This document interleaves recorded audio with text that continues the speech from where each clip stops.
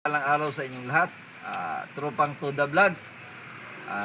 Kasama ko ngayon si Brother, pakilala. Sam. Si Brother Sam. Ilan taon ka nagbibiyahe, Brother Sam?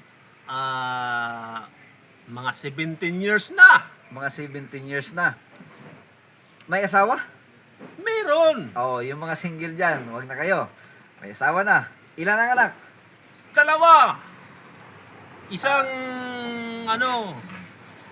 Isang lalaki, isang babae. Tapos, wala sa labas. Wala. Malinis tayo, malinis. Bakit ginusto mo ang pagta-tricycle? Tingin ka sa camera. Dahil sa una-una, walang sarili mo yung oras. Di ba? Kumusta naman ang kita? Yung kita naman, okay rin naman. Okay rin naman. Naman sa mga gastusin, sa pagkain, at saka nakakabayad din sa mga utang. Ayun guys, yun ang dahilan kung bakit nandito kami nagiging tricycle driver. Ako galing sa pribadong kumpanya, pero mas pinili ko pa rin yung pagta-tricycle. Ngayon, ano naman ang isang nakakatawa sa pagbibiyahe mo? Yung una-unang nakakatawa, siyempre, yung napaplat ka, di ba?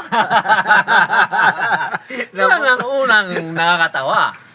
Dahil nakikita ka ng mga kasama mo na dapa ang gulong, di ba? Ano sabi niya? Nagyabang ka na naman. Nagyabang ka na naman. Yan ang una-unang maririnig mo.